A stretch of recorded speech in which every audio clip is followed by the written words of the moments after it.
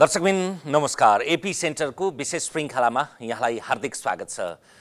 आजको श्रृङ्खलामा हामी परिवर्तित राजनैतिक परिस्थितिको पटाक्षेप अब अहिले विधिवत रूपमा एमाले विभक्त भएको छ अथवा एमाले चोइटिएको छ जसरी पनि भन्न सकिएला, यसै विषयमा समीक्षा गर्न हामीसँग हुन्छ नेकपा एमालेका उपाध्यक्ष युवराज गेवाली र त्यसैगरी हामीसँग हुनुहुन्छ राजनैतिक विश्लेषक मुमाराम खनाल। स्वागत छ दुवैजनालाई। धन्यवाद। धन्यवाद। तपाईँ जस्तो शालीन व्यक्ति, शालीन नेता, त्यो स्तरको राजनीतिज्ञको शालीनता भनेको अमलामा गर्न सकिने पात्रमध्ये तपाईँलाई पाउँछौँ हामी। तर आज विषय परिस्थिति र तपाईँ जवाबदेही हुँदा त्यति शालीन प्रश्न चाहिँ नहुन सक्छ। मचियो मचियो थचियो भन्ने शब्दको प्रश्न त बडा सकस हुन्छ, तर प्रकारान्तरले उत्तर चाहिँ त्यही नै हो। फेरि त्यो राजनीति नै के छ भन्नुहुन्छ भन्दाखेरि धेरै कम्प्लिकेटेड चिज हो। यो राजनीति ठिक नभइकन देश ठिक हुँदैन।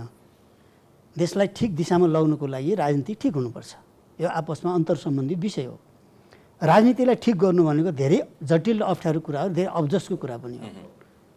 यो म गायक भएको भए, म डान्सर भएको भए धेरै मान्छेहरूले प्रशंसा गर्थे होलान्, क्ल्यापिङ गर्थे होलान्। तर राजनीतिमा लागेपछि स्वाभाविक रूपमा आलोचना हुन्छ, विरोध हुन्छ, कालोमसो दल्छन्, अनि जिन्दाबाद गर्छन्, मुर्दाबाद गर्छन्।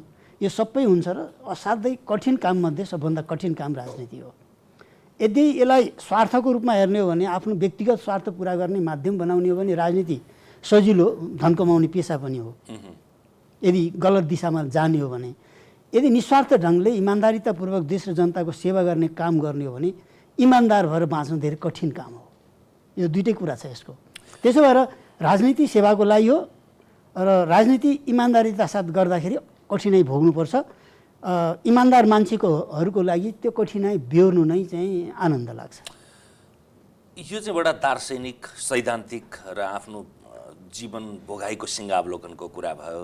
निजी कुरा गर्दा आज तपाईँलाई माधव नेपाल भन्दा केपी ओली नै प्यारो लाग्नुभयो नि त साङ्गठनिक रूपमा। तपाईँले उत्तर दिनु होला, यहाँ केपी माधव होइन एमाले हो, आफूले बनाएको पार्टी भन्नु होला। तर जे भनिए पनि सारमा त त्यही नै हो, माधव भन्दा केपी प्यारो भएकै त हो। निश्चित रूपमा तपाईँलाई म के भन्छु भन्दाखेरि चाहिँ म पुष्पलालको पार्टीबाट राजनीति सुरु गरे हो 26 सालदेखि। म पार्टीमै जिल्ला कमिटीको त्यति बेला नै सदस्य हो, विद्यार्थीमा काम गरेर सक्रिय रूपमा। पुष्पलालजीसित 30 सालमा बनारसमा भेट पनि भएको हो। पुष्पलाललाई मैले चाहिँ नेपालको लेनिन भनेर विश्लेषण गर्थेँ। त्यस बेला साथीहरूलाई प्रशिक्षण दिँदा त्यही भन्थेँ मैले। तर पुष्पलालजीलाई अब त्यति बेला त हामी क्रान्तिकारी जोस थियो, तुरुन्तै क्रान्ति चाहिएको थियो, हतियार उठाउने योजना चाहिएको थियो। पुष्पलालजीलाई सोध्यौँ हामीले बनारसमा गएर, अनि उहाँलाई क्रान्ति हतियार उठाउने योजना चाहियो भन्दाखेरि अहिले बेला भएको छैन, हतियार उठाउने बेला भएको छैन, शान्तिपूर्ण सङ्घर्षको माध्यमबाट, जनसङ्घर्षको माध्यमबाट अगाडि बढ्नुपर्छ, हतियार उठाउने बेला परिस्थिति तयार हुन्छ त्यसपछि उठाउने हो भनेर भन्नुभयो। अब हामीलाई चाहिएको तुरन्त हतियार उठाउने योजना चाहिएको थियो। पुष्पलालजीले बेला भएको छैन भनिसकेपछि अनि पुष्पलालजीले क्रान्ति गर्न सक्नुहुन्न भनेर चाहिँ फर्केर आएर अब क्रान्तिकारी पार्टी को हुन्छ भनेर हेर्दै जाँदाखेरि झापामा चाहिँ जमिनदार काट्न थाल्यो अरे, फाड्न थाल्यो अरे। अब त्यहाँ हतियार उठाएर चाहिँ क्रान्तिकारीहरू अगाडि बढ्यो अरे। सुन्दै सुन्दै जाँदाखेरि चाहिँ होइ क्या भन्ने भयो। पछि कोकेमा सामेल होइयो, कोअर्डिनेसन केन्द्रमा। हामी चाहिँ मुक्ति मोर्चा समूह भन्ने थियो, मदन भण्डारीजी, जीवराजजीहरू, वामदेवजीहरू, मदनाथजीहरू। अब त्यसैमा म पनि सामेल भएँ भनौँ न। आउनुभयो जीवराजजी, मलाई कन्भिन्स गर्न आउनुभयो। अर्थात् मैले के भन्नु खोजेको भन्दाखेरि मैले ठानेको, लेनिन ठानेको पुष्पलाललाई पनि आफ्नो एजेन्डा अलिकति खोजेको एजेन्डा नभएपछि म छोडेर हिँड्या हो।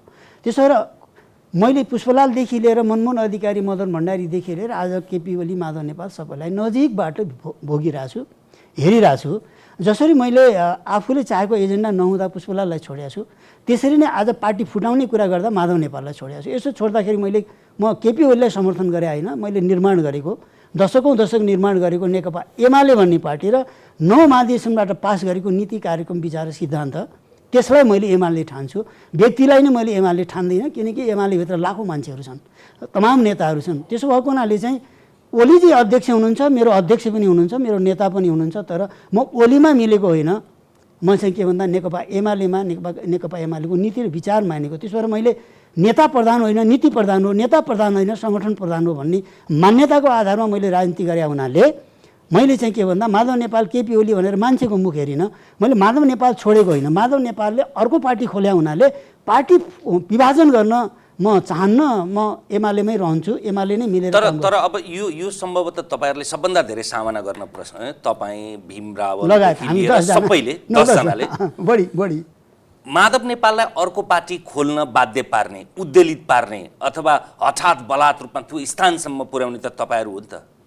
उहाँ आफै यसरी यो अवस्थामा त आइपुग्नु भएको होइन। माधव नेपाल करिब 15 वर्ष नेकपा एमालेको महासचिव भएर सञ्चालन गर्नु हाम्रो नेता भएर। हामी को हौँ माधव नेपाललाई त्यस्तो बाध्य पार्ने? हामी को हौँ त्यस्तो मान्छेहरू जो कि माधव नेपाल जस्तो मान्छेलाई उहाँकी केटाकेटी हो र भर्खर राजनीति गरे हो र? उहाँका आफ्ना विश्लेषण र दृष्टिकोणहरू हुन्छन्, हाम्रा आफ्ना विश्लेषण र दृष्टिकोणहरू हुन्छन्। जबसम्म माधव नेपालसित विचार दृष्टिकोण मिल्यो तबसम्म हामी मिलेर काम गऱ्यौँ। जब पार्टी फुटाउने कुरा आयो, विचार मिलेन, त्यसो भएको हुनाले पार्टी फुटाउने एजेन्डामा नगएको, एजेन्डा मिलेन लास्टमा गएर। जबसम्म एजेन्डा मिल्यो मिलेर काम गऱ्यौँ, जबसम्म एजेन्डा मिलेन हामी फर्क्यौँ। मेरो पनि एजेन्डा मिलेन। त्यसो भएको हुनाले व्यक्ति कुरा होइन, नीति सिद्धान्त र विचार र पार्टीको कुरा हो। र यति विशाल पार्टी हामीले निर्माण गऱ्यौँ र नेकपा एमाले भनेको चाहिँ एउटा डेमोक्रेटिक पार्टी हो र नेकपा एमाले भनेको एउटा क्रान्तिकारी पार्टी हो। यो डेमोक्रेटिक पनि हो, यो कम्युनिस्ट पार्टी हो। हामी कम्युनिस्ट हौँ र हामी डेमोक्रेटिक हौँ। यो संसारमा कम्युनिस्टहरूको यो नयाँ चाहिँ परिभाषा पनि हो, नयाँ सिद्धान्त पनि हो, जसलाई हामी जनताको बहुदलीय जनवाद भन्छौँ। यसबारेमा हामी धेरै बहस गरेका छौँ, धेरै लेखेका छौँ, धेरै पढाएका छौँ। यसका धेरै छन् कुराहरू। त्यसो भएको हुनाले चाहिँ हामीले आफूलाई के ठान्छौँ भन्दाखेरि हामी साँचो अर्थमा डेमोक्रेटिक हौँ र हामी साँचो अर्थमा मार्क्सिस्ट हौँ, लेनिनिस्ट हौँ र हामी कम्युनिस्ट हौँ। हामी साम्यवाद हाम्रो लक्ष्य हो, तत्काल हाम्रो समाजवाद लक्ष्य हो। समाजवादी लोकतन्त्र हामीले चाहन्छौँ। अहिलेको अवस्थामा चाहिँ त्यो समाजवाद डिक्टेटरसिपको समाजवाद होइन, त्यो समाजवाद के हो, डेमोक्रेटिक हो। त्यसो भएको हुनाले त्यो सोसलिजम हो, साइन्टिफिक सोसलिजम हो, तर त्यो डेमोक्रेटिक हो, त्यो लोकतान्त्रिक हुन्छ। यसलाई जसरी पनि हेर्नुहोस्, नयाँ सिद्धान्त भने पनि भन्नुहोस्, संसारमा विभिन्न ढङ्गले यस्ता विचारहरू आएका छन्। त्यो मैले इन्टरनेसनल कम्युनिस्ट मुभमेन्टको अध्ययन गर्दा म किताब पनि लेखेको छु। तर के भन्दा धेरै धाराहरू छन्, तर यो धारा भनेको चाहिँ अलिकति विशिष्ट किसिमको हो। त्यो भनेको चाहिँ हामी कम्युनिस्ट हौँ र हामी डेमोक्रेटिक हौँ। मोहम्मदजी, यो अहिलेको विषयलाई मात्रै होइन, तपाईँले 40 को दशकदेखि नेपाली राजनीतिमा भित्र पसेर बाहिर निस्किएर गल्छेडाबाट अब त पूर्ण रूपमा अब नपस्ने गरी नै होला हेरिरहनु भएको छ। कसरी हेर्नु भएको छ यो पछिल्लो पटाक्षेपलाई? एउटा त मैले यसलाई किन स्वाभाविक मान्छु भने युद्धमा मान्छे एकपटक मर्छ, राजनीतिमा पटक मर्छ र एकदमै सिनियर कमरेड हुनुहुन्छ उहाँहरू पनि फेरि एकपटक त्यो मर्ने ठाउँमा पुग्नुभयो होइन। र उहाँहरूको चाहिँ राजनीतिलाई चाहिँ मैले हेर्दाखेरि के देख्छु भन्दाखेरि जसरी नेकपा बन्यो नि त्यसरी नै नेकपा फुट्यो होइन। नेकपा बन्ने प्रक्रिया आफैमा के थियो भनेर अझ बढी उहाँहरूको चाहिँ पार्टीको संलग्नता, उहाँहरूको चाहिँ पार्टीको डिस्कस छलफल र कुन एजेन्डामा थियो भन्ने कुरा थाहा नभएको हुनाले उहाँहरू मर्नुभन्दा अगाडि पहिला नेकपा मर्यो होइन। यदि नेकपाको चाहिँ त्यो ढङ्गको अराजनीतिक अवसान हुँदैन थियो भने मलाई लाग्छ 3टा पार्टी हुँदैन थियो होइन, 2टा हुँदा हुन्। तर 3टा पार्टी किन बन्न पुग्यो त भन्दाखेरि नेकपाको अराजनीतिक अवसान भयो। त्यो अराजनैतिक ढङ्गले त्यो एकता भएको हुनाले त्यो किन हो भन्नुहुन्छ भने प्रचण्डजी र ओलीजीको सल्लाह मिल्न बित्तिकै दुवैजना चतुर नेताहरू पनि हुनुहुन्छ। मैले यहाँ सिनियर कमरेड हुनुहुन्छ, उहाँको आफैमा इतिहास स्तुत्य छ होइन। कम्युनिस्ट आन्दोलन बनाउनको लागि उहाँहरूले जुन मेहनत गर्नुभएको छ होइन, त्यो मेहनत चाहिँ चान्चुने छैन। तर त्यो पार्टी उहाँहरू जस्तो स्तुत्य मान्छेको हातमा किन आएन त? म त पार्टीबाट निस्केँ, तर मैले पार्टीमा रहे पनि पार्टीमा निस्किए पनि हाम्रो अवस्था उस्तै देख्छु के। त्यो किन उस्तै देख्छु भन्दाखेरि पार्टी कसको हातमा जाँदो रहेछ त? त्यसका साधन स्रोतहरूलाई कसरी मान्छेले कहाँ लाँदो रहेछ त? जसले गर्दा 2जना मान्छेले चाह्यो भने पार्टी फुट्ने, 2जना मान्छेले चाह्यो भने पार्टी जुट्ने र त्यहाँ भएका लाखौँ लाख होइन सदस्य मात्रै 8 लाखभन्दा बढी सदस्य त उहाँहरूले क्लेमै गर्नुभएको छ। 8 लाखभन्दा बढी सदस्यहरू, 1 लाखभन्दा बढी त उहाँहरूको चाहिँ नेताहरू मात्रै छन्।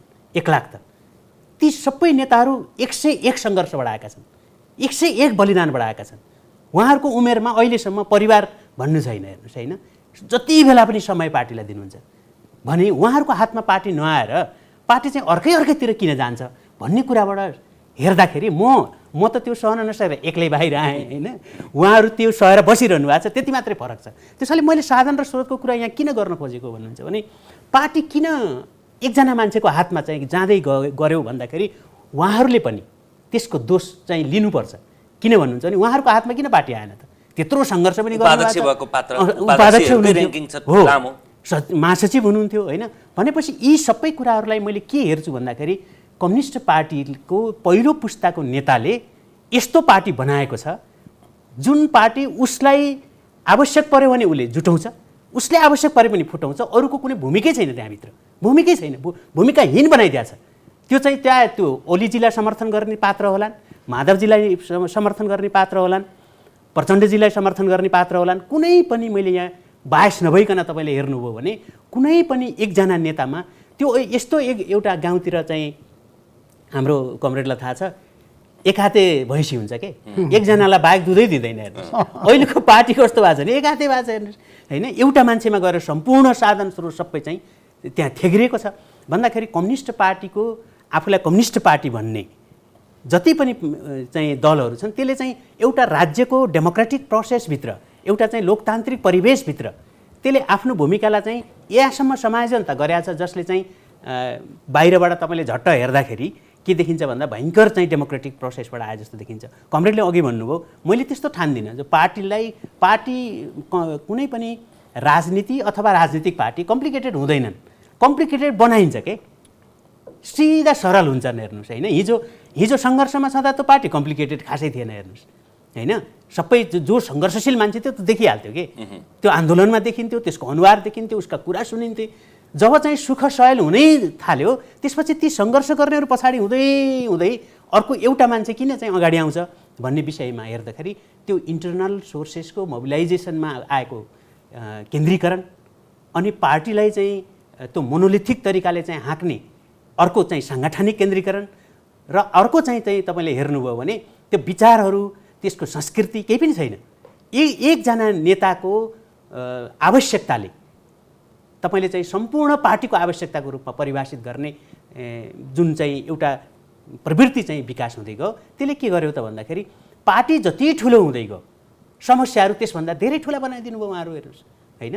पार्टीलाई ठुलो मात्रै बनाउनु भएन कि, पार्टी ठुलो हुँदा त समस्याहरू सानो बनाउनु पर्ने, मुलुकका पनि र पार्टीका पनि सानो हुनु पर्थ्यो नि त। तर पार्टी ठुलो हुँदै गर्दा समस्याहरू पनि ठुला, पार्टी ठुलो हुँदै गर्दा दुःखहरू पनि ठुला।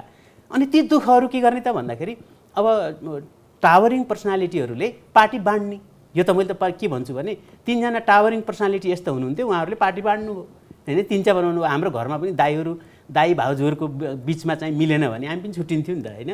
छुट्टिएपछि एक ढङ्गको आनन्द हुन्थ्यो। भनेपछि अहिलेको जुन झगडा तपाईँ देख्नुहुन्छ इन्टरनल पार्टी एमाले जस्तो पार्टीले भन्नुहोस् न अहिलेदेखि होइन 46 सालदेखि आजसम्म आउँदाखेरि एउटा चाहिँ डेमोक्रेटिक प्रोसेसमा त ऊ त पुरा त्यसको त डिएनए नै डेमोक्रेटिक हुनु पर्थ्यो नि त अन्तर पार्टी सङ्घर्षका हिसाबले। तर पार्टी कस्तो भयो रहेछ, एउटा व्यक्तिमा कति केन्द्रीकरण भयो रहेछ भन्दाखेरि त कमरेडहरूले त्यसको जिम्मा त लिनु पऱ्यो नि त। पार्टीलाई चाहिँ हामीले एक मनावादी बनाएछौँ, एउटा नेताले जे चाह्यो त्यो गर्न पर्ने पार्टी बनाएछौँ। हिजो साँच्चै भन्नुहुन्छ माधव नेपाल पक्षलाई त प्रचण्डजी र ओली मिलेपछि त त्यो माधव नेपाल पक्षको चाहिँ हरेक चाहिँ नेता कार्यकर्ताको तलदेखि माथिसम्म त उहाँहरू त त्यो एकता प्रक्रियामा सामेलै हुनुहुन्थेन। किनभने ओलीजीको समूह र प्रचण्डजीको समूह भनेको त्यो इन्टरमिडिएटरी बडी भन्छ के, स्ट्रक्चरमा के हुन्छ भने त्यो इन्टरमिडिएटरी बडी उहाँहरूको छैन के। उहाँहरूले भनेपछि त्यो प्रदीप गेवाली पनि अथवा चाहिँ सुभाष चन्द्र पनि चाँचो बोल्न सक्नुहुन्न होइन। उहाँहरूको त्यस्तो खालको गुट बनाउनु भएको छ। प्रचण्डजीको पनि त्यही हो, किनभने प्रश्न गर्नेहरू त त्यहाँबाट बाहिरिसके, उहाँहरूले प्रश्न गर्ने मान्छेलाई राख्नुहुन्न। तर माधव नेपालजीको त्यस्तो होइन। माधव नेपालजीको चाहिँ एउटा इन्टरमिडिएटरी बडी चाहिँ बलियो छ। जस्तै उहाँ कमरेडहरू जस्तो हुनुहुन्छ जसलाई नसोधिकन उहाँले चाहिँ धेरै ठुलो डिसिजन गर्न सक्नुहुन्न थियो।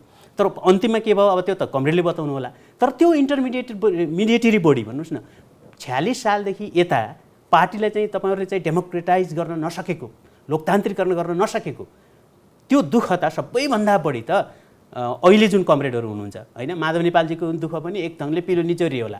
तर उहाँहरूको जुन दुःख छ नि त्यो दुःख त जता लाए पनि एमाले बचाउन उहाँहरू लाए पनि त्यो दुःख त सबभन्दा बढी त उहाँहरूलाई नै छ। अब त्यही प्रश्न सोधौँ न त, अन्तिममा के कारणले चाहिँ विच्छेद भयो भन्ने कुरा लो उहाँ पार्टीबाट अलग हुनुभयो, आउनुहोस् भन्दा मान्नु भएन अनि हामी पार्टी छोडेनौँ भन्ने भन्दा पनि अन्तर कुन्तरको कथा हुन्छ नि।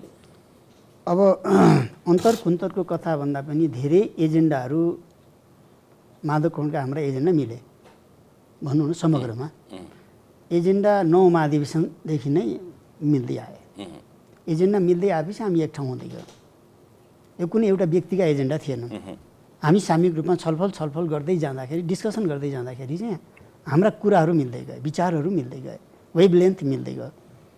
वेभलेन्थ मिल्दै जाँदाखेरि चाहिँ हाम्रो यहाँसम्म कि आउँदै अब लामो घटनाक्रम नभनौँ, थाहा छ, आउँदै जाँदाखेरि चाहिँ हामी माधव नेपाल झलनाथजीको हामी सबैको एउटा समूह नै छुट्टै भयो। छुट्टै पार्टी जस्तो, पार्टी एमाले भए तापनि अलग समूह भयो। त्यहीँभित्र पनि त छलफल त हुन्छ। जतिसुकै तपाईँ अलग हुँदै जानुहोस्, जबसम्म दुईजना मान्छे एक ठाउँ हुन्छन् त्यहाँ पनि के हुन्छ, बहस हुन्छ। स्वाभाविक कुरा हो। एउटा परिवार हुन्छ, राम्रो माया गरेर ल्याएको श्रीमती हुन्छ, तर त्यहाँ पनि के हुन्छ, डिबेट हुन्छ, छलफल हुन्छ, कन्ट्राडिक्सन हुन्छ, अन्तर्विरोध हुन्छ, कहिलेकाहीँ चर्काचर्की पनि पर्छ। एकदम माया हुँदाखेरि पनि चर्काचर्की पर्छ। यो त विज्ञान हो, रियालिटी हो, द्वन्द्ववाद हो। यसलाई मार्क्सवादले द्वन्द्ववाद भन्छ। अब यो कुरा त पार्टीमै लागु हुन्छ। अनि त्यसपछि हामी भित्रै पनि छलफल हुन थाल्यो। छलफल हुँदै थाल्यो, धेरै कुरा त मिलेकै हो, धेरै कुरा मिलेकै हो। अब के कुरा मिल्यो त्यो लामो हुन्छ। तर अन्तिममा के कुरा मिलेन त भन्दा परिस्थिति चेन्ज भयो। केपी ओलीजीले संसद विघटन गरेर पुनर्स्थापना भइसक्यो। यहाँसम्म कि उहाँ सरकारबाट बाहिर गइसक्नुभयो। अब त सरकारमा शेरबहादुरजी हुनुहुन्छ, परिस्थिति चेन्ज भयो नि, जुनसुकै कारणले पनि परिस्थिति चेन्ज भयो। उहाँ सत्ता बाहिर हुनुहुन्छ अहिले। अर्कोतिर पार्टीभित्र चाहिँ 10 मध्ये सहमति भयो। 10 मध्ये सहमति ओलीजीले पनि स्वीकार गरेको र चाहिँ आधारभूत रूपमा माधव कौनले पनि स्वीकार गरेको। आज के भन्नुहुन्छ होला कुरा हो, तर भित्र त हामी बैठक बसिरहेछौँ, छलफल गरिरहेछौँ। हाम्रो केन्द्रीय कमिटीको बैठक बसेर अब एकता गर्ने हो, 10 मध्ये उपलब्धि हो, त्यसमा टेकेर एकता गर्ने हो। एकतामा केन्द्रित हुनु पर्ने त निर्णय गरेछौँ अस्ति भर्खर। तर भइदियो के पनि अब के कारणले उहाँले जान्नुहोस्। अब मैले अनुमान गर्ने कुरा होला, मैले विश्लेषण गर्ने कुरा होला, त्यो मेरो मनमा छ। तर त्यो अनुमान र विश्लेषण कुरा सार्वजनिक रूपमा भन्नुभन्दा उहाँसितै भन्नुपर्छ। भन्या पनि छु मैले। तर के कारणले हो उहाँ चाहिँ के भन्दाखेरि पटक्कै चाहिँ के भने अब 10 बुँदेले पुग्दैन हुँदैन भन्न थाल्नुभयो। के चाहिने? अब त्यो पूर्ण छैन। अब केपी ओलीजीलाई कन्ट्रोल गर्न सकिँदैन, केपी ओलीजीसित मिलेर जान सकिन्न, उहाँले पेलेरै जानुहुन्छ र पार्टीलाई बनाउन सकिँदैन। केपीजीसित सँगै बसेर पार्टी चाहिँ बनाउन सकिन्न। हामी के भन्यो भन्दाखेरि चाहिँ होइन, उहाँको पोजिसन चेन्ज भइसक्यो। हिजोको अवस्था र आजको अवस्थामा पोजिसन चेन्ज भइसक्यो। उहाँलाई पनि केही रियलाइजेसन होला। भएन भने पनि उहाँसित हामी बहस विवाद गर्ने छलफल गर्दै जाँदाखेरि त अन्तर्विरोधहरू त गतिशील हुन्छन्, परिस्थिति त बदलिन्छ। त्यहाँ पनि परिस्थिति हिजो जस्तो थियो आज त्यस्तो हुँदैन। त्यसो भएको हुनाले चाहिँ जाउँ 10 बुँदा टेकेर जाउँ भन्ने हामीहरू भयौँ, म भएँ, अरू साथीहरू हुनुभयो। होइन 10 बुँदा पर्याप्त छैन, त्यतिले चाहिँ मात्रै केपीजीलाई कन्ट्रोल गर्न सकिँदैन, पार्टी बनाउन सकिँदैन। त्यसो भएको हुनाले अर्को क्रान्तिकारी पार्टी बनाउनु पर्छ उहाँले भनिराख्नु भएको थियो। हामी एक महिनासम्म त साँच्चै भन्नुहुन्छ भने त्यो बाहिर आएन, सार्वजनिक हामीले गरेनौँ पनि। 1 महिनासम्म त माधव कमललाई कन्भिन्स गर्न हामी लाग्यौँ।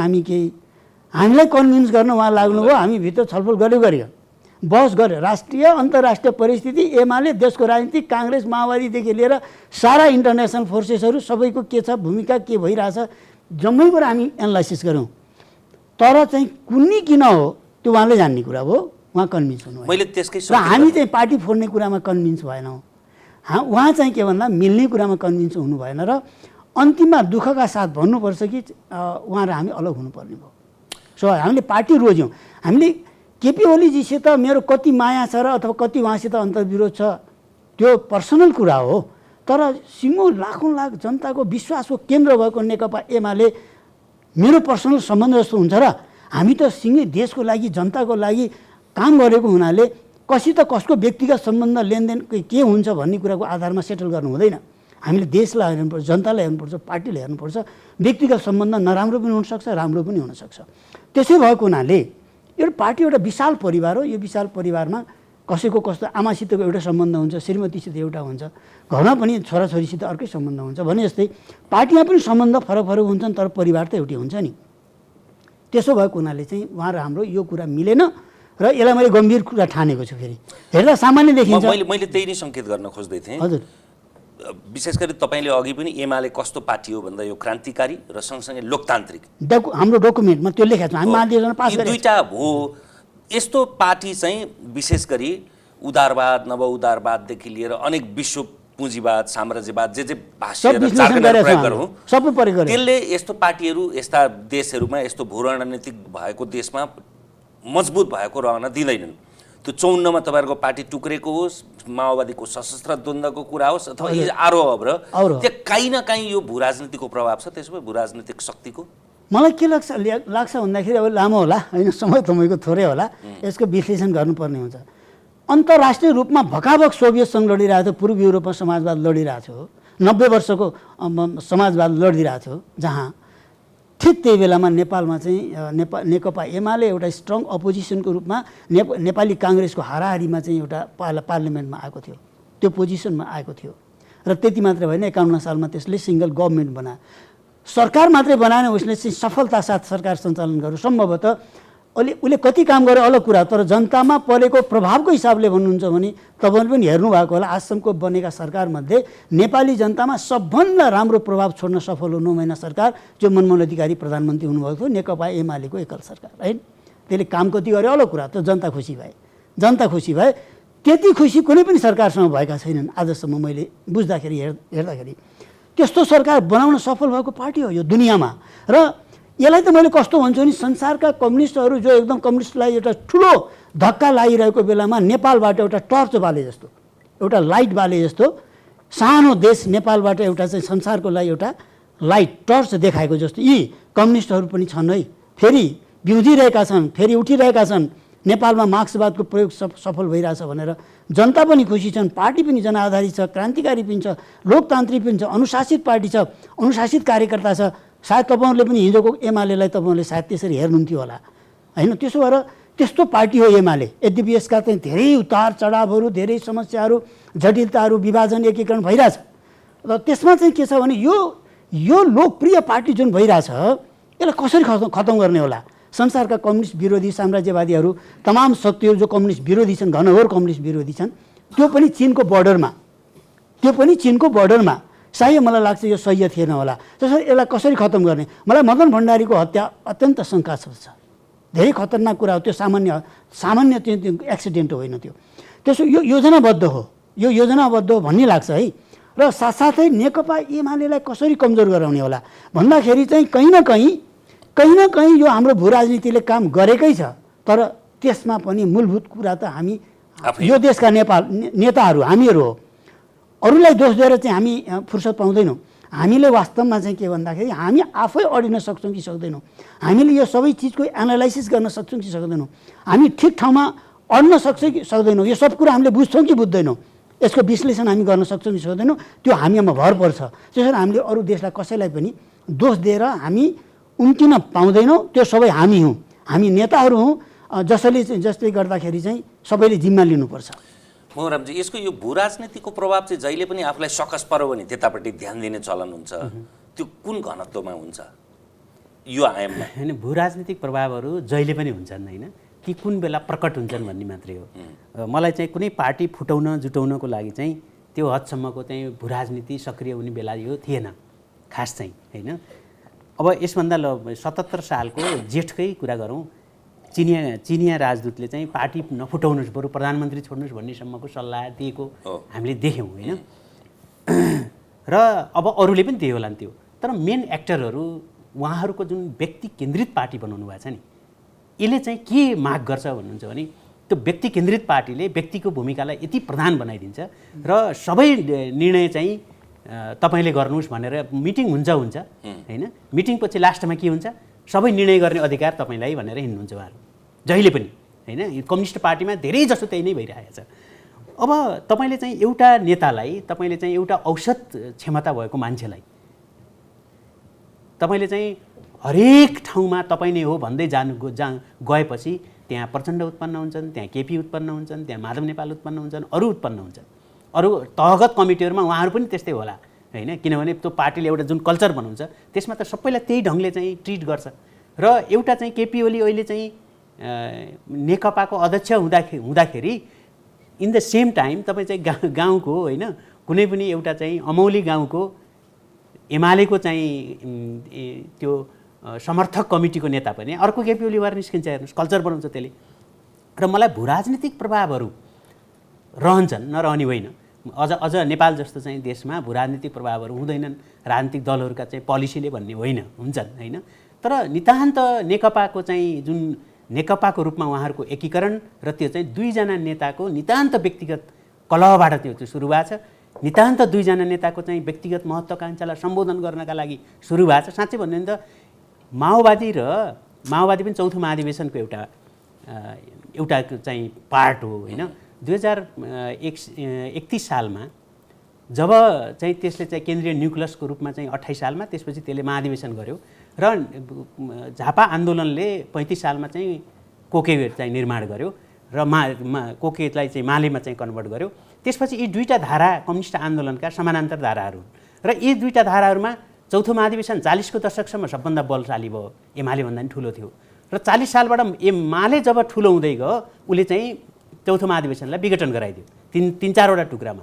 त्यो विघटन गराइदिएपछि माले चाहिँ सबभन्दा ठुलो वामपन्थी पार्टीको रूपमा देखा पर्यो र यी दुईटा पार्टीहरूको एकीकरण भनेको म आफै पनि घनश्यामजीहरूसँग त म आफै पनि 3 वर्ष चाहिँ तल्लो लेभलबाट यी दुईटा चाहिँ समानान्तर धारालाई नेपालको सन्दर्भमा यसलाई एकीकरण गर्ने हो भने यसले जुन शक्ति आर्जन गर्छ, नेपालको एक प्रकारको स्थायित्व त्यसले निर्माण गर्छ भन्ने एउटा निष्कर्षमा पुगेर हामीले त कार्यक्रमै गऱ्यौँ 2-3 वटा हेर्नुहोस्। र यी दुईटा शक्तिलाई माओवादी र एमालेलाई चाहिँ एक ठाउँ लानुपर्छ। तर त्यो जनस्तरबाट त्यसले चाहिँ त्यसका एजेन्डाहरूलाई कहाँनेर चाहिँ माओवादीको कल्चर सिक्ने हो र त्यो माओवादीलाई कहाँनेर हामीले लोकतान्त्रिकरण गर्नुपर्छ र कहाँनेरबाट चाहिँ एमालेले के कुरा छोड्नुपर्छ त। त्यो पनि एउटा रेन्ट सिकर जस्तो राज्य दोहनकारी संयन्त्रमा परिणत भएको छ हेर्नुहोस्। त्यो नत्र त्यो दोहनकारी चरित्र हुन्न थियो भने केपी ओली बलियो हुनुहुन्न थियो के। त्यो बलियो पार्टी उहाँहरूलाई चाहिँ घाटा भयो के। त्यति बलियो उहाँहरूले बनाउनु भएछ कि आफै अट्न नसक्ने, राम्रो बनाउँदै जाँदाखेरि आफै नै त्यो पार्टी अट्न नसक्ने भयो के होइन। आफैले चाहिँ आफै अट्न नसक्ने पार्टी कसरी बनाउनु भएको त भन्दा त्यो गाउँदेखि नै तपाईँले त्यहाँको चाहिँ वर्चस्वशाली वर्गलाई जब पार्टीमा ल्याउँदै जानुभयो, त्यो पार्टीलाई अझ बलियो बनाउने भन्नुभयो, एनजिओसँग सहकार्य गर्न थाल्नुभयो, अझ बलियो भयो। बलियो हुँदै कला बलियो भयो त भन्दाखेरि त अनि अलिकति दबङ्ग टाइपका मान्छेहरू चाहिँ आउन थाले, अलिकति गुन्डागर्दी पनि हुन थाल्यो।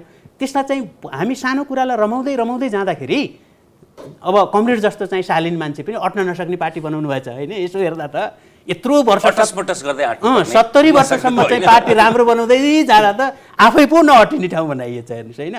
भन्ने जब हुन्छ नि त्यो के हुन्छ भने चाणक्यले त्यही भन्छ कि त्यही भएर यो श्रीमती दुष्ट भयो भने अथवा परिवारको मान्छे दुष्ट भयो भने घर छोड, समाज दुष्ट भयो भने समाज छोड, राजा दुष्ट भयो भने देश छोड भन्छ नि।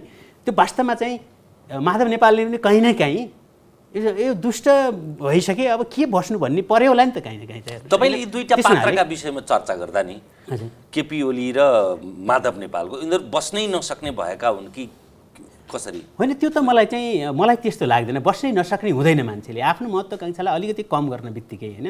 जस्तै माधव नेपालजीले त अर्को महाधिवेशनसम्म ओलीलाई चाहिँ उहाँले प्रतिस्पर्धामा, राजनीतिक प्रतिस्पर्धा, एजेन्डाको प्रतिस्पर्धामा उहाँ सधैँ कुनै पनि पदमा नरहे नै हुन्थ्यो क्या उहाँ होइन। म कुनै पदमा रहन्न, तपाईँहरू चाहिँ दोस्रो पुस्ताका मान्छेहरू चाहिँ लड्नुहोस् होइन, म चाहिँ तपाईँहरूलाई चाहिँ साथ दिन्छु र यो पार्टीलाई चाहिँ बनाउनको लागि हो त्यो चाहिँ भन्न सक्नुहुन्थ्यो होइन। त्यो भन्न सक्नुहुन्थ्यो उहाँले। तर त्यो भन्न सक्ने पार्टी छ कि छैन त? त्यो नेचरको पार्टी हो कि होइन मैले त्यही भने। पार्टी मात्रै त्यो नेचरको होइन, त्यो भन्ने पात्र पनि त्यो नेचरको हो कि होइन भन्ने हो। त्यो हिसाबले चाहिँ मैले चाहिँ उहाँहरूको जुन ग्रोथ देख्छु नि होइन। जस्तै माधव नेपालजी 2 दशक त्यो पार्टीको नेतृत्व गर्दा त केपी ओलीजी पनि त्यही हुनुहुन्थ्यो नि त होइन। केपी ओलीजीलाई पनि दमनहरू त भयो होला नि त होइन, सकस पनि भयो होला। त्यो प्रतिपक्षमा रहँदाखेरि कस्तो हुन्छ भन्ने कुरा माधवजी अलिकति उदार हुनुहुन्थ्यो होला केपी ओलीजी भन्दा। केपी ओली अझ कडा हुनुभयो होला, त्यो आफ्नो ठाउँमा छ। तर चाहिँ के हो त भन्दाखेरि एउटा व्यक्तित्व बनाइसकेपछि अनि त्यो पार्टीमा रहन नसक्ने। जस्तै भनौँ न मोहन वैद्यलाई सहस्र रूपमा एउटा चाहिँ सामान्य चाहिँ केटा हुनुहुन्थ्यो त्यो प्रचण्डजी त। उहाँले चाहिँ नेतृत्व हस्तान्तरण गर्दा हामी त त्यही आन्दोलनमा थियौँ हेर्नुहोस् होइन। उहाँले चाहिँ कुन उदारताका साथ र पार्टीमा चाहिँ प्रचण्डको प्रशंसा गर्दै बस्नुभयो हेर्नुहोस् होइन जीवनभरि। यस्तो प्रशंसा जो कि मैले कतिपटक भन्थेँ यो त मलाई लाज लाग्यो हेर्नु तपाईँले गरेको प्रशंसा सुनेर भन्थेँ मैले होइन। बाबुराम पनि त्यसरी बस्नुभयो। तर 33 वर्षसम्म पार्टी पनि छोड्दैन, नेतृत्व पनि छोड्दैन। को बस्छ यार त्यो पार्टीमा? कोही बस्दैन नि होइन। त्यस्तै तपाईँ चाहिँ पार्टीभित्र नेताहरू चाहिँ अलिकति चाँडै फेरिनु पऱ्यो कि होइन। त्यसले गर्दाखेरि अब माधवजीको चाहिँ मैले के बुझ्छु भन्दाखेरि म सिनियर नेता यत्रो चाहिँ अध्यक्ष भएर चलाएको अब केपी ओलीका अटन खटनमा होइन उहाँको पनि फेरि कम्युनिस्ट आन्दोलनले गतिलो कुरा के सिकाएन भन्नुहुन्छ भने सम्मान गर्ने सिकाउँदैन एकअर्काको चाहिँ अस्तित्वलाई एकअर्काले के सङ्घर्ष गरेको छ होइन ती कुरालाई चाहिँ आफ्नै साथी आफ्नै कमरेड सँगै पार्टी बनाएको छ सँगै मृत्युको नजिक रहेर बसेको छ तर कस्तो खालको चाहिँ कुरा गर्नुहुन्छ भन्नुहुन्छ भने सबभन्दा ठुलो शत्रु साम्राज्यवाद कहाँबाट घुस्यो ओलीको लागि माधव नेपालबाट माधव नेपालको लागि ओलीबाट हेर्नुहोस् होइन विस्तारवाद कहाँबाट घुस्यो अनि त्यहीँबाट दलाल पुँजीवाद कहाँबाट घुस्यो त्यहीँबाट यस्तो खालको आरोप प्रत्यारोप जब चल्छ होइन पार्टीका चाहिँ शीर्षस्थ कमरेडहरूको बिचमा त्यो चाहिँ उहाँहरूले चाहिँ त्यो कल्चर त्यो व्यक्तिवादी कल्ट जुन निर्माण गरेको छ कम्युनिस्ट पार्टीले त्यो एकदमै डेन्जर कुरा छ र यो चाहिँ व्यक्तिवादबाट निश्रित पार्टीहरू बनिसकेपछि अरूको भूमिका हुँदैन हेर्नुहोस् होइन जस्तै उहाँहरूले माधव नेपाललाई पनि त्यत्रो साथ दिनुभयो माधव नेपाललाई नफुट्नुहोस् भन्दा त मान्नुपर्ने हो नि त यत्रो इन्टरमिडिएटरी बडी बनाउनु भएको थियो उहाँले जबकि केपी ओलीको त छैन हेर्नुहोस् उहाँले त डाइरेक्ट म्यासेज चाहिँ जनतामा डिसिमिनेट गर्नुहुन्छ ट्रम्पको शैली हो पुरै जान्छ त्यो होइन प्रचण्डजीको पनि एउटा तहमा चाहिँ छलफल नगरिकन बरु प्रचण्डजीको जाँदैन हेर्नुहोस् होइन साथीहरूसँग छलफल गर्छु र मैले भन्छु भन्ने हुन्छ कतिपय कुरा यद्यपि उहाँको धेरै त्यो छलफल भनेको असाध्यै औपचारिक छ होइन तर माधव नेपालजीहरूको समूहमा त एउटा खालको अलिकति बौद्धिक वर्ग पनि छ त्यहाँ होइन अलिकति राजनीतिलाई सिरियस थियो भन्नु पर्ला अब त यता आइसक्नु भयो नि त होइन कतिपय त हुनुहुन्छ नि त त्यहाँ पनि त्यहाँ भएका सबै फेरि मूर्ख हुनुहुन्छ त भन्नु भएन होइन उहाँहरू पनि बाँडिनु भयो मतलब एउटा चाहिँ आशा लाग्दो चाहिँ नेताहरूको चाहिँ टिम त छ होइन त्यो आशालाग्दो नेताको टिम चाहिँ के भयो त त्यो छरियो अब होइन कसले अब यसका दृष्टिकोणहरूमा हेर्दाखेरि मैले चाहिँ के देख्छु भन्दाखेरि माधव नेपालजीले जसरी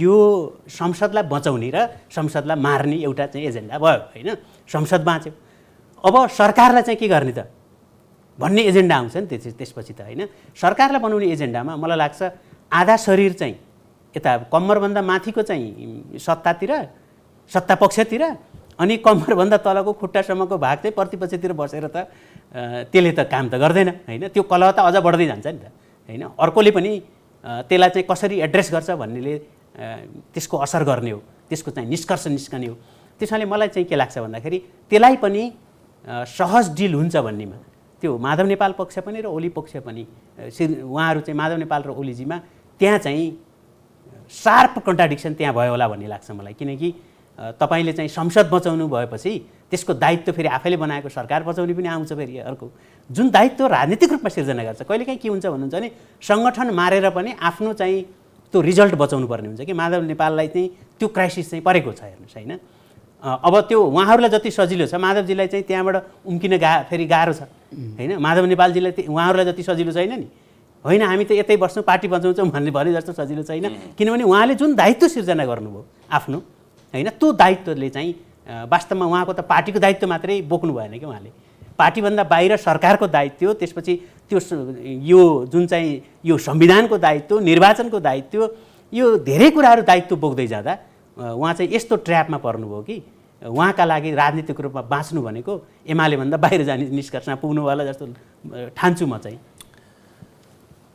अब यस्तो अवस्थामा यो पार्टीलाई तेल र पानी जस्तो नछुट्टिएर अन्तर्घुलन हुने अवस्था सिर्जना गर्न के गर्नुपर्छ किनभने विचार समूह त अब जसरी पनि छ माधवजीबाट सुरुमै आएको भए त्यो हुँदैन थियो तर अलग थलग पनि अन्तिम समयमा मात्रै भएका कारणले त्यहाँभित्र पनि विचार समूह भनौँ गुट भनौँ जे भनौँ त्यो त रहँदैन अथवा नरहन के गर्नुहुन्छ के छ भन्नुहुन्छ भने नि पार्टीभित्रका ठुल्ठुला अन्तर्विरोधहरूलाई हामी झेल्दै सामना गर्दै समाधान गर्दै आइरहेको छौँ हामी। ती घटना यति महत्त्वपूर्ण घटनाहरू छन् डरलाग्दा घटनाहरू पनि छन् तर ती जम्मै चिजलाई हामी समाधान गर्दै आइरहेछौँ होइन। यो बिचमा पञ्चायती व्यवस्था विरुद्ध लडियो त्यसपछि बहुदल आयो के गर्ने भन्नुभयो त्यसपछि चाहिँ 10 वर्षको चाहिँ बहुदलमा समीकरण परिवर्तनका खेलहरू आदि इत्यादि पार्टी विभाजन त्यसपछि माओवादीको 10 वर्षको द्वन्द्व अनि माओवादीलाई पिस प्रोसेसमा कसरी ल्याउने कसरी कार्यकर्ता जोगाउने कसरी जोगिने कसरी माओवादीलाई ल्याउने ज्यानै जोगाउने कसरी ज्यानै पनि जोगाउनु पर्छ कम्युनिस्ट आन्दोलन जोगाउनु पर्ने व्यवस्था जोगाउनु पर्ने राजा ज्ञानेन्द्र आए त्यसपछि फेरि कसरी जोगिने त्यहाँबाट चाहिँ पार्टीभित्र डिबेट आदि इत्यादि यो जम्मै हामी फेस गर्दै आयौँ यो जम्मै हामी समाधान गर्दै आयौँ हो। यी जम्मै कन्ट्राडिक्सनहरू यी सबै समस्याहरूलाई हल गर्दै आयौँ। पार्टी विभाजन भएपछि 4 वर्षपछि एमाले फेरि एकीकरण पनि भयो सुरु भयो। ती साना घटनाहरू सबै हामीलाई थाहा छ। त यसरी हल गर्दै आउने क्रममा चाहिँ अहिले अलिकति कस्तो भइदियो भन्दाखेरि चाहिँ यो नेपालको मात्रै होइन संसारको इतिहासमा यति धेरै एउटा वडा सदस्यदेखि लिएर प्रधानमन्त्री राष्ट्रपतिसम्म कम्युनिस्टको चाहिँ एउटा एकलौटी जनताबाट इलेक्टेड भएर आएको कुरा चाहिँ यो संसारको इतिहासमा कम्युनिस्ट आन्दोलनको इतिहासमा नयाँ घटना हो। लडाइँ लडेर युद्ध जितेर संसारमा आए उथल पुथल गरे त्यो अलग कुरा छ। तर यो वडा सदस्यदेखि लिएर सबै चुनिएर यो हदसम्म चाहिँ यति ठुलो उपलब्धि त म कल्पना मलाई त उद्वेलित हुन्छु कि म यति ठुलो नेपालको लागि जनताको लागि यो कम्युनिस्ट पार्टीको लागि मात्रै होइन सिङ्गै यो राष्ट्रको लागि नेपाली जनताको लागि यति ठुलो उपलब्धि र विश्वेश्वरको टाउकोमा त राजाको तरबार थियो बिपीको टाउकोमा यो त यस्तो फराकिलो राजमार्ग तर सब बिथोलियो यदि भावनात्मक रूपमा हेर्नुहुन्छ भने त यो त खाइ कटाउनु कुरा छैन नि तर त्यसरी सोचेर मात्रै हुँदो रहेनछ र यो हामीले भोग्नुपर्ने एउटा रियालिटी। त्यसमा उहाँले एउटा कुरा भनिराख्नु भएको छ म त्यससित सहमत छु। पार्टीमा हरेक नेता र कार्यकर्ताहरू म भन्छु हरेक नेता र कार्यकर्ताहरूले एउटा धर्म निर्वाह गर्नुपर्छ। त्यो धर्म भनेको के हो त भन्दाखेरि चाहिँ ठिकलाई ठिक भन्नुहोस् र बेठिकलाई बेठिक भन्नुहोस्। एजेन्डालाई तपाईँ एजेन्डालाई समात्नुहोस्, विषयलाई समात्नुहोस्, विचारलाई समात्नुहोस्, तपाईँ व्यक्तिलाई नसमात्नुहोस् प्लिज। बिग्रियो कहाँबाट भन्दाखेरि हाम्रो एजेन्डा ठिक छ, हाम्रो विचार ठिक छ, हाम्रो सिद्धान्त ठिक छ, 9 महाधिसले पास गरेको नीति विचार सिद्धान्त ठिक छ। तर हामी कहाँ गयौँ भन्दाखेरि नीति विचार सिद्धान्त भन्दा पनि चाहिँ हामी क्रमशः गुडबाट व्यक्ति जनवादी केन्द्रीयताको चरम अभ्यास भयो। हामी जनवादको एकदम राम्रो अभ्यास पनि हामीले गऱ्यौँ किनकि हामी सबै निर्वाचित भएर केन्द्रीयताको बढी भयो के जनवादको कम केन्द्रीय कुरा गर्नु व्यक्तिवाद भयो के व्यक्तिवाद हाबी भयो के। सबभन्दा चाहिँ के डरलाग्दो कुरा के हो भन्दाखेरि हाम्रो नेपालको यो कहाँबाट आयो होला भन्दाखेरि नेपाली सोसाइटीको रिफ्लेक्सन हो भन्ने लाग्छ मलाई। हाम्रा हजुरबा हजुरआमा तपाईँ हामीलाई के भन्दाखेरि सबभन्दा ठुलो मान्छे को हो त बाबु भन्दा राजा हुनु भनेको के हो त यो देशमा सबभन्दा ठुलो मान्छे बन्ने हो भने संस्कार र संस्कृति बोकेर आएको हाम्रो नेपाली समाज हो। त्यो चाहिँ मान्यता त्यो संस्कार चाहिँ हामीहरूमा पनि छ र हाम्रा नेता कार्यकर्ताहरू कतिमा पनि चाहिँ शक्तिमा आइसकेपछि चाहिँ कतै म राजा पो भएँ कि भन्ने खालको चाहिँ एउटा एक खालको संस्कार एक खालको संस्कृति जो कम्युनिस्ट विरोधी संस्कृति हो, कम्युनिस्ट विरोधी संस्कार हो, कम्युनिस्ट मात्रै होइन लोकतन्त्र विरोधी संस्कार हो। त्यो संस्कार हाम्रो नेपाली समाजको रिफ्लेक्सन हो। त्यो रिफ्लेक्सन त्यसबाट हामी मुक्त हुनुपर्छ। प्रत्येक नेता र कार्यकर्ताहरू जसले मार्क्सवाद मान्छन्, द्वन्द्वात्मक भौतिकवाद मान्छन्, विज्ञानलाई मान्छन्, लोकतन्त्रलाई मान्छन्, तिनीहरू चाहिँ के भन्दा कमसेकम पनि व्यक्तिवादी चिन्तनबाट चाहिँ मुक्त हुनुपर्छ र एजेन्डा वाइज विषयवस्तुको आधारमा कुनै पनि कुरालाई समर्थन या विरोध गर्ने चेतनाको विकास यदि पार्टीहरूमा हुन्छ भने पार्टीहरू टुक्रिनु पर्दैन। बेसिकली आधारभूत रूपमा भिन्नता भयो भन्दा अलग हुनु एउटा कुरा हो, तर तपाईँको आधारभूत भिन्नता केही पनि छैन र चाहिँ के भन्दा अन्तिममा के हुन्छ पार्टीका नेता र कार्यकर्ता व्यक्तिका चाहिँ भागभण्डाको रूपमा विभाजित हुने यो दुर्भाग्यपूर्ण कुरा हुन्छ। त्यति बेला सिद्धान्त विचार सबै ओझेल्न पर्छ, पार्टी ओझेल्न पर्छ। त्यसो भएर उहाँकै कुरालाई भन्छु व्यक्तिवाद हाबी भयो, व्यक्तिवाद हाबी हुन दिनु हुँदैन। आज पनि म भन्दैछु के भन्दाखेरि व्यक्तिको कुरालाई प्राथमिकतामा नराखौँ, नीति र विचारको कुरालाई प्राथमिकता राखौँ, एजेन्डालाई प्राथमिकता राखौँ। एजेन्डा ठिक छ ठिक भनौँ, एजेन्डा बेठिक छ बेठिक भनौँ। यति धर्म निर्वाह गर्ने हो भनेदेखि नि यी धेरै समस्याबाट मुक्त हुन सकिन्छ भन्ने आजसम्मको मेरो अनुभवबाट त्यो निष्कर्ष। म दुईवटा कुरा चाहिँ अलिकति प्रश्न पार्न चाहिँ आवश्यक लाग्छ यो सन्दर्भमा। कमरेडले भने जस्तै नीतिको कुरा गरौँ होइन। 8औं महाधिवेशनमा एउटा दस्तावेज चाहिँ हाम्रो घनश्यामजीहरूले प्रस्तुत गर्नुभयो र त्यो दस्तावेज मैले त्यति बेला पढ्न पाएको थिएँ र 9औं महाधिवेशनको दस्तावेज र त्यो 8औं महाधिवेशनको दस्तावेजमा एकदमै धेरै समानता छ। त्यो करिब 85% समानता छ। त्यसलाई ग्रहण गर्यो भनौँ न, ग्रहण गर्यो भनौँ। तर नेता हुनुभयो केपी ओली होइन। केपी ओलीले कति ग्रहण गर्नुभयो त्यसमा त्यो उहाँकै कुरा हो, किनभने दस्तावेज त उहाँको हो होइन, उहाँको हो। तर 8औं महाधिवेशनमा उहाँले प्रस्तुत गरेको दस्तावेजको धेरै चिजहरू त्यसमा एड्रेस भएको छ घनश्यामजीको। र मैले घनश्यामजीलाई एक दिन भने होइन, उहाँ र म यसो भेट गर्ने बेलामा अघिल्लो साल होला, यो तपाईँको दस्तावेजले यस्तो पार्टी बनाउँदो रहेछ कि यस्तो पार्टीले तपाईँले भनेअनुसारको कुरा चाहिँ इम्प्लिमेन्ट गर्दाखेरि यस्तो पार्टी बन्दो रहेछ कि अथवा यस्तो पार्टी बन्यो जसले चाहिँ जस्तो राम्रो दस्तावेज पनि त्यो भित्र घुस्दैन त। यीमध्ये दुईटा एउटा त होला होइन, तपाईँले भने त धेरै कुरा त छन् तपाईँहरूको पार्टीको दस्तावेजमा त भनेर मैले अलिकति व्यङ्ग्य गराएको थिएँ उहाँलाई। र मैले चाहिँ के देख्छु भन्दाखेरि नेकपा एमालेको पार्टी त्यति जति ठुलो बनाउनु भयो नि कमरेडहरूले, त्यो आफ्नै खुट्टामा बन्चरो हान्नु, त्यसरी पार्टी ठुलो बनाउने होइन। त्यो किन हो भन्नुहुन्छ, मोटाउनुपर्छ, सुन्दिने होइन। त्यो किन हो भन्नुहुन्छ भने जो शक्तिको स्रोत भनेर उहाँहरूले जुन मान्छेलाई राजनीतिमा ल्याउनु भयो नि त्यसका स्वार्थका आकाङ्क्षाहरू यति ठुला भयो कि उहाँहरूले बनाएको पार्टीभन्दा डबल त त्यहाँ लागेका मान्छेहरूको चाहिँ आकाङ्क्षा ठुलो भयो, जसलाई उहाँहरूले धान्न सक्ने त्यो आकाङ्क्षै भएन होइन। उदाहरणको लागि मैले भन्छु, सबै कमरेडहरूको चाहिँ निर्वाचनमा हेर्दाखेरि होइन, निर्वाचनमा चाहिँ सबभन्दा अगाडि चाहिँ जुन मान्छेहरू भोट माग्न जान्छन्, एउटा प्राध्यापक हुन्छ हेर्नुहोस्, एउटा त्यहाँको चाहिँ व्यापारी छ, एउटा चाहिँ त्यहाँको ठेकेदार छ, एउटा चाहिँ त्यहाँको शिक्षक छ, अर्को चाहिँ एनजिओको चाहिँ मान्छे छ। ती मान्छेहरू सबै कुनै पनि कमरेडको अगाडि पछाडि पनि त्यस्तै थियो होला, मैले हेर्न पाएको छैन। तर मैले चाहिँ हाम्रो विष्णु पौडेलजीको हेरेको छु, घनश्यामजीको हेरेको छु, पूर्व मेचीदेखि महाकालीसम्मको चुनावी अभियानमा गएको थिएँ म यसभन्दा अघिल्लो चुनावमा।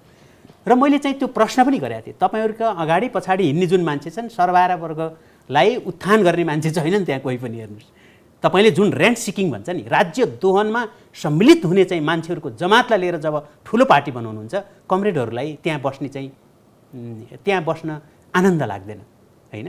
मैले जे जस्तो पार्टीको संरचना कस्तो संरचनामा म बस्न आनन्द मान्छु होला त मलाई तपाईँले दरबारमा लगेर राखिदिनु भयो भने आनन्द मान्दिनँ, किन मलाई थाहा छैन नि त त्यहाँको चाहिँ चालचलन। कम्युनिस्ट पार्टीको आफ्नै घर छ, आफ्नै संस्कृति हुन्छ, आफ्नै खालको कमरेडहरू सङ्घर्ष गर्दाखेरि जुन माया प्रेम वर्गीय माया भन्नुहुन्थ्यो नि होइन, त्यस्तोमा हुर्किएको चाहिँ मान्छेहरूले जब तपाईँहरूले पार्टीमा ठेकदारहरूलाई चाहिँ टिकट दिन थाल्नुभयो, गाउँका ठेकदारहरू ठुला कमरेड बनेर आए, त्यसपछि नेतालाई पनि त त्यसैले ड्र्याग गरेर ल्याउने हो नि त। नेता चाहिँ त्यत्तिकै चाहिँ उत्सर्जित हुने सूर्यले प्रकाश उत्सर्जित गरे जस्तो हो, पार्टीले नेता उत्सर्जित गरेर त ल्याउँदैन। हेर्नुहोस्, त्यस हुनाले जति उहाँहरूले ठुलो पार्टी कसरी बनाउनु भयो भन्ने हुन्छ कि ठुलो पार्टी बनाउनु भयो तर काम नलाग्ने मेटेरियल बनायो, घर यति ठुलो बनाउनु भयो कि अब घरभित्र कोही पनि बस्न सक्दैन, कति बेला ढल्छ हेर्नुहोस् होइन। त्यस हुनाले तपाईँहरूले बनाएको सबै कार्यकर्तालाई उहाँहरूले के भन्नु भने सुन्दर घर बनाउनु पर्यो कम्युनिस्ट पार्टीको, लौ तपाईँहरूले सामान ल्याउनुहोस् भन्दा कसैले चाहिँ अब बनाउनु थाल्नुभयो 101 तले होइन। तर अब मेटेरियल ल्याएका छन् हेर्नुहोस्, एउटाले जस्तापाता ल्याएछ, एउटाले इँटा ल्याएछ, अर्कोले ढुङ्गा ल्याएछ, जे ल्याउनु भएको छ नि ती सबै अब कमरेडले ल्याउनु भएको, अब त्यो त राख्दिनै पर्यो भन्दै जाँदाखेरि के भयो भने कमरेडले ल्याउनु भएको एउटा एकातिर हेर्नु भने जस्तापाता ल्याएछ, अर्कोतिर कङ्क्रिट ल्याएछ, जसले जे ल्याए त्यसबाट 101 तले घर बनाउनु सकिँदैन। 101 तले घर बनाउनको लागि ठुलो इन्जिनियरिङ डिजाइन चाहिन्छ। ठुलो पार्टी त्यसरी बनायो क्या यो। त्यसरी ठुलो पार्टी बनेपछि कमरेडहरू आफ्ना घरभित्र जानै डराउने स्थिति भयो क्या। अब त्यही ढलेर कति बेला चेप्छ हेर्नुहोस् होइन। त्यसो हुनाले जुन मेटेरियल चाहिँ उहाँहरूले जुन सामान लिएर चाहिँ पार्टी बनाउनु भयो त्यो पार्टी चाहिँ वास्तवमा अहिले तपाईँले हेर्नुभयो भने सबैलाई गाली गर्दाखेरि त एक प्रकारको आफ्नै हातमा पनि दुख्छ नि। तर समस्या कस्तो छ हेर्नुहोस् न, विरोधीतिर कुकुर भुक्यो भने पनि त्यसलाई केन्द्रीय सदस्य बनाउनु पर्ने स्थिति छ। यो हामीतिरको कुकुर रहेछ भनेर होइन। त्यहाँ कमरेडको त कुरै छोड्नुहोस् त्यहाँ होइन। कमरेडलाई चाहिँ जब तपाईँले चाहिँ राक्षस बनाउनुहुन्छ त्यसपछि त कुकुर त्योभन्दा पनि प्यारो हुन्छ हेर्नुहोस् होइन। त्यसमाले यो परिस्थिति जुन निर्माण हो, यो परिस्थिति निर्माण हुँदाको लागि मलाई चाहिँ के लाग्छ भन्नुहुन्छ भने त्यो खालको जनमत थेक्न सक्ने पार्टी, ल भन्नुहोस् न नेकपासँग के थिएन भने घनश्यामजीले चाहिँ भयङ्कर ठुलो आर्टिकलै लेख्नु भएको थियो, यो पुरा साम्राज्य हो होइन, पुरै कब्जै थियो। तर आफैले त्यो बनाएको साम्राज्य आफैले त्यो ढाल्न पर्ने स्थिति किन भयो त भन्नुहुन्छ भने आफै असुरक्षित फिल गर्नुभयो मेन नेताहरूले नै होइन। त्यस हुनाले चाहिँ यो जुन होल कम्युनिस्ट पार्टीको संरचना छ त्यो संरचनामा पुनर्विचार गर्नुपर्छ र हामीले चाहिँ पार्टी ठुलो होइन कि समस्या ठुलो बनाएछौँ। पार्टी ठुलो भएको भए समस्या समाधान गर्थ्यो होइन। समस्या ठुलो बनाउनु भएको हुनाले त्यो पार्टी ठुलो जस्तो लाग्यो कमरेडहरूलाई, तर यथार्थमा समस्या ठुलो भयो। नत्र त मुलुकका समस्या त समाधान गर्ने ठाउँमा त पठाएकै हो नि होइन। जुद्ध शमशेरपछि चाहिँ तपाईँले पाउनुभयो मौका भनेकै हो होइन। काहीँ कतै केही छैन गफ बाहेक भनेपछि केपी ओलीजीलाई त्यत्रो कम्युनिस्ट पार्टी बनाएर एक प्रकारले माधवजीलाई चाहिँ गाली गर्नुपर्ने ठाउँै देख्दिनँ। किन देख्दिनँ भन्नुहुन्छ नि, ठुलो पार्टी बनाएर के गरिस् भनेर उहाँले प्रश्न गर्नुभयो भने पनि उत्तर छैन हेर्नुहोस्। अनि ठुलो झगडा गऱ्यौँ भन्ने, ठुलो पार्टी बनाएर ठुलो झगडा गऱ्यौँ, ठुल्ठुला चाहिँ टुक्रा बनायौँ होइन, अनि चाहिँ फुटायौँ भन्नेले अर्कोचोटि चुनावमा जाँदाखेरि ठुलो पार्टी बनाऊ किन भन्ने, ठुलो पार्टी बनाएर फुटाउनलाई, ठुलो पार्टी बनाउने फेरि फुटाउने, फेरि ठुलो पार्टी बनाउने फुटाउने कि त्यसमाले बरु सानो पार्टी बनाएर हिजोको चाहिँ सांस्कृतिक सबैहरू जोगाउने भन्नेमा जानु पर्यो।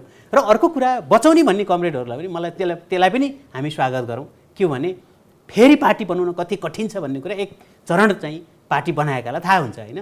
मैले पनि कोसिस गरेँ नयाँ ढङ्गको पार्टी बन्छ कि भनेर, तर त्यो चाहिँ डिप रुटेड छ कि नेपालको चाहिँ सोसाइटीमा कम्युनिस्ट पार्टी काङ्ग्रेसको भन्नुहुन्छ भने यति डिप रुटेड छ कि त्यसलाई हलचल गराउन सकिन्न। हो त्यही हो, खुकुलो समाज भयो भने के डेमोक्रेसीमा खुकुलो समाज चाहिन्छ। तर कमरेडहरूले त खुकुलो समाज किनभने दिन रात गाउँमा डुलेर खाएर हामीले बनाएकै पार्टी हुन् ती होइन। हामीले चाहिँ के गर्यौँ भने सोसल इन्जिनियरिङ गर्यौँ, समाजलाई नै राजनीतिकरण गरिदिउँ। हेर्नुहोस्, कोही पनि पार्टीभन्दा बाहिर नबस्छ, हलचल नगर भन्ने होइन। त्यो भनिदिएपछि हामीलाई नै घाटा के भयो भने त्यो घरमा बस्न नसक्दा दिन त त्यही गएर आत्मसमर्पण गर्नुपर्ने किन हुन्छ त भन्नुहुन्छ भने कि त राजनीति छोड्नु पर्यो। राजनीति छोडेर सबैको लागि पनि जीवनभरि त्यही राजनीतिमा लागेको छ। केही मान्छेले सक्लान् होइन, उनीहरूको आफ्नो व्यक्तिगत क्षमता आदि इत्यादिले बाँच्न सक्लान्, तर जीवनभरि चाहिँ आफ्नो क्षमता सबै लगाएर पार्टीमा हालेको छ होइन। पार्टीबाट बाहिर निस्किएपछि त अन्धाधुन्ध तपाईँ चाहिँ कुहिराको काग जस्तो कहाँ जाने त? चिनेको पनि त्यही थियो, जानेको कुरा पनि त्यही थियो होइन। त्यहाँबाट बाहिर निस्किँदा कस्तो हुन्छ त्यो म पनि भुक्तभोगी हो।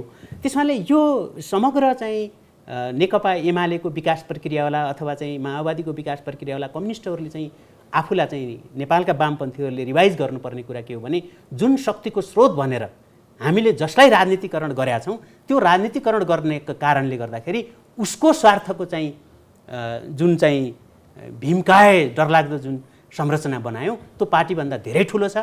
त्यो पार्टीभन्दा धेरै ठुला व्यक्ति बने र त्यो पार्टी चाहिँ एउटा के मात्रै भयो भने त्यो पार्टीलाई उसले चाहिँ त्यो पार्टीबाट एउटा दोहनकारी चाहिँ आफ्नो चरित्रलाई चाहिँ बचाउने एउटा संयन्त्र मात्रै भयो।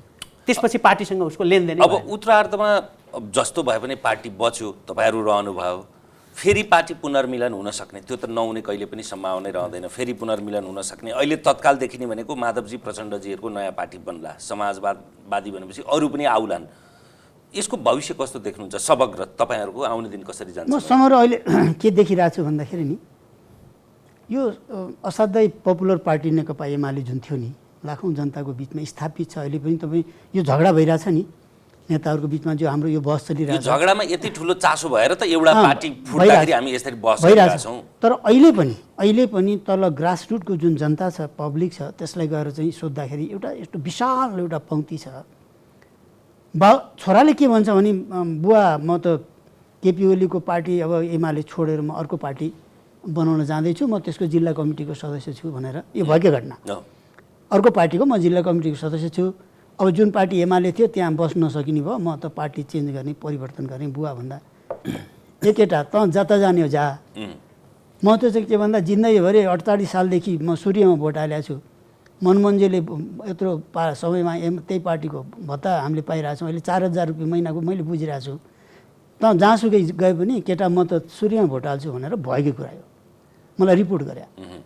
यो पब्लिकमा तलबाट चाहिँ अलिक इलेक्टेड जुन जनप्रतिनिधि मलाई फोन गरिराख्नु भएको छ, उहाँहरू के भन्नुहुन्छ भन्दाखेरि चाहिँ जसले जनताले हामीलाई भोट हालिरहेछन् तिनीहरूले के भन्छन् भनेदेखि तिमीलाई हामीले सूर्यमा भोट राम्रो काम गर्न पठायौँ अनि तिमी त्यो छोडेर अनि तिमीलाई हामी मान्दैनौ, त्यसपछि तिमीलाई भोट हाल्दैनौ भनेर भनिरहेछन्। के गर्ने होला कमरेड भन्दा जनताले जे भन्छन् त्यही गर्नुहोस् भने मलाई फोन गरिरहेछन्, मेयरहरूले गरिरहेछन्, उपमेयर उपाध्यक्षहरू। अर्थात् जनताको साइकोलोजी के बनेको छ भन्दाखेरि यहाँ माधव नेपाल र केपी ओली के को लागि झगडा गरेर को कता हिँडे उनलाई मतलब छैन नि। यो विश्लेषण बुद्धिजीवीले त बुझिरहेको छैन कहिलेले भने पब्लिकले उनी किन झगडा गरे, यी नेताहरू झगडा गर्छन्, कहिले मिल्छन् कहिले झगडा गर्छन्, यो देखिरहेछन्। फेरि झगडा गर्छन् फेरि मिल्छन्। हामीले आफ्नो पार्टी किन छोड्छौँ? नेपाली काङ्ग्रेसमा पनि त्यही छ र नेकपा एमालेमा पनि त्यही छ। यो कसैले यसमा भ्रम नपार्दा हुन्छ कि नेपालको राजनीतिमा वर्षौँ दशकौँको स्ट्रगलपछि नेपाली काङ्ग्रेसलाई पनि एक किसिमको त्यो एउटा विरासत प्राप्त छ।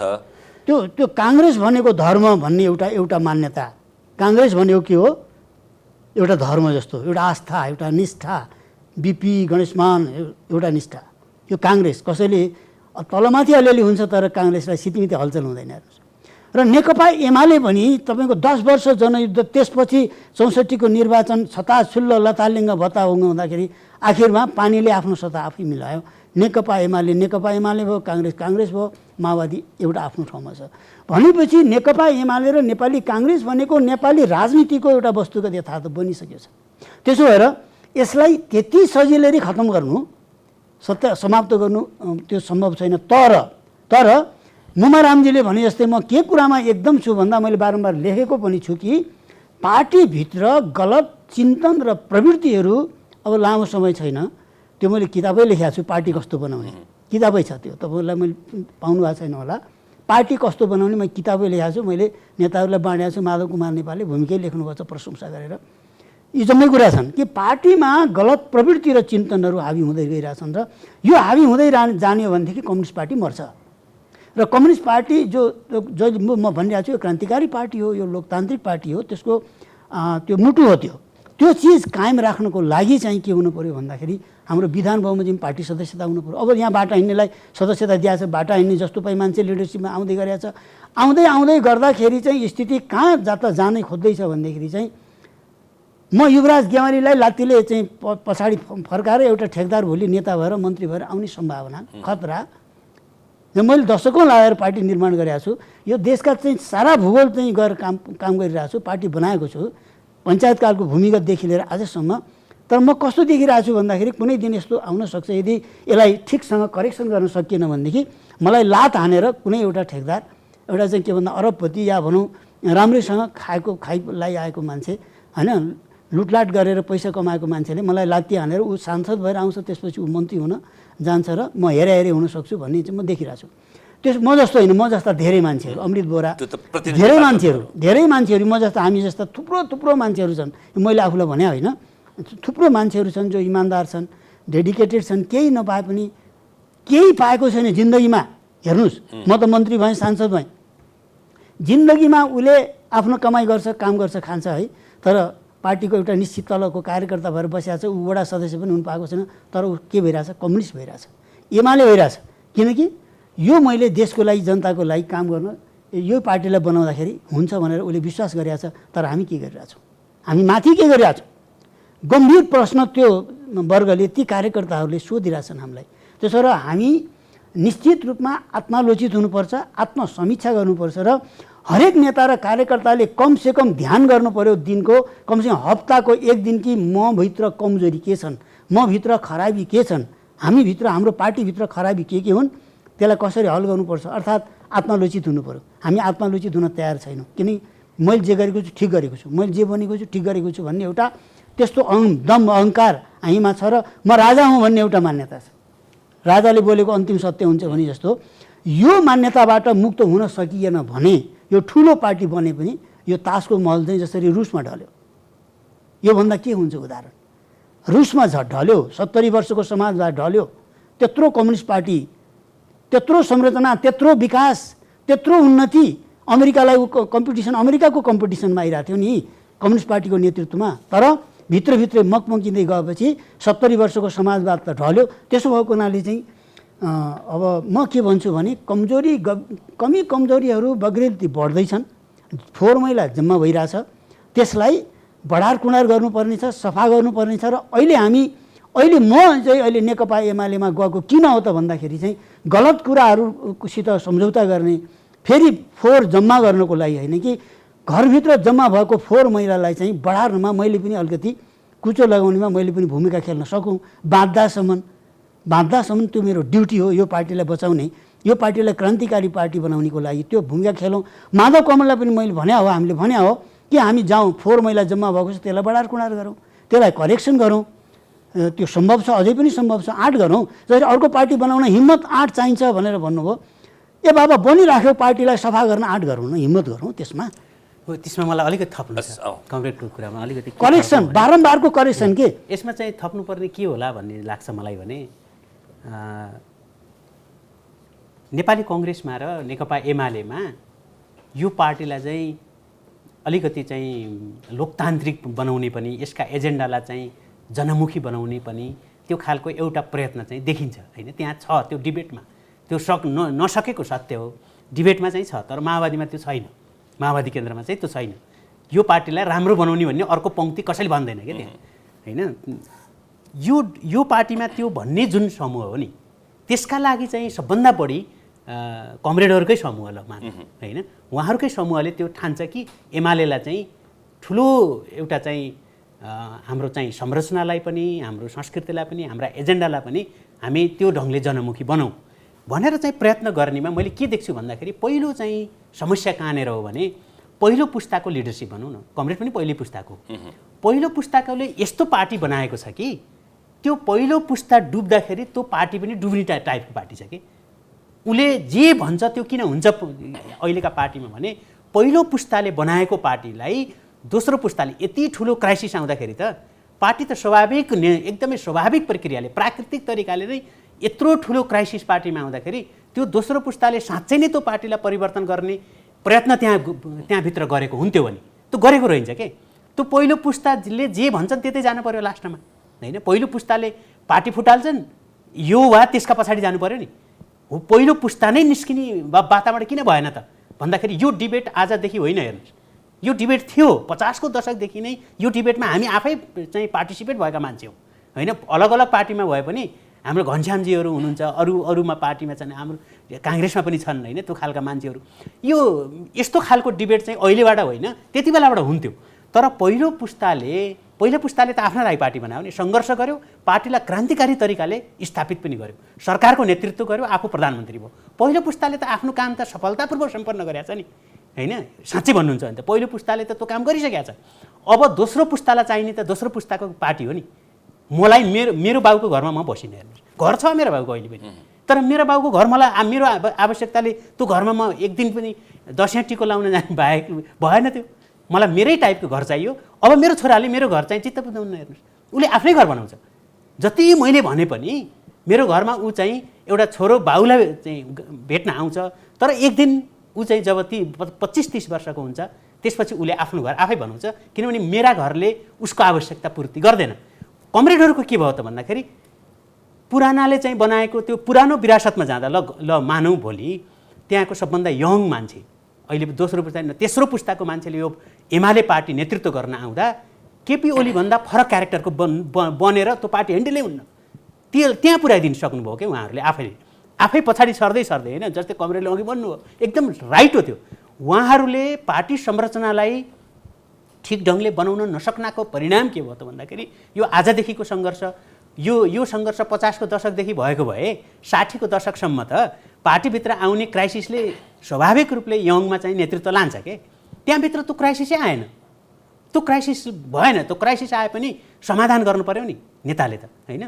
त्यो चाहिँ दोस्रो पुस्ताको नेता चाहिँ किन अहिले चाहिँ माधव नेपालतिर अथवा चाहिँ केपी ओलीतिर अथवा प्रचण्डतिर नहुने चाहिँ बाध्यता किन उत्पन्न भयो भन्नुहुन्छ भने यो घर बुढाहरूले छोडेपछि मैले लिन्छु भन्ने के उहाँहरूको अनि बुढाहरूले छोडेपछि लिन्छु भन्दाखेरि त्यो घर यति जीर्ण भइसकेको हुन्छ कि तपाईँले त्यो घर बनाउनै सक्नुहुन्न। त्यसमाले मलाई चाहिँ के लाग्छ भन्दाखेरि आजको चाहिँ समस्या के हो पार्टीको, आजको पार्टी कस्तो हुन्छ र आजका चाहिँ राष्ट्रका चाहिँ मुलुकका समस्याहरू के हुन् भनेर चाहिँ जानुभयो भने तपाईँले चाहिँ त्यो ठुलो राज्य दोहनकारी शक्तिबाट बनेको ठुलो पार्टी त ठुला नेताहरूलाई नै सुइटेबल हुन्छ क्या। त्यो अहिलेको चाहिँ हल्का फुल्का स्मार्टफोन चाहनेलाई त्यो पार्टीले काम गर्दैन, किनभने त्यो यति रबस्ट छ नि होइन। त्यस्तो रबस्ट पार्टी अहिले खोजेको होइन, अब खुकुलो पार्टी बनाउनुपर्छ र त्यो खुकुलो पार्टी बनाउनु अहिले खुकुलो पार्टी भएको भए एमाले यति टाइट पार्टी नभएको भए दोस्रो पुस्ताले त्यो लिडरसिप लिइसक्थ्यो। हस्, समय संवादका लागि यहाँहरू दुईजना धन्यवाद। हामीसँग हुनुहुन्थ्यो नेकपा एमालेका उपाध्यक्ष युवराज गेवाली र राजनीतिक विश्लेषक मुमाराम खनाल। आजलाई एपी सेन्टरको यो विशेष श्रृङ्खला यति नै। हेर्दै रहनुहोला AP1। नमस्कार।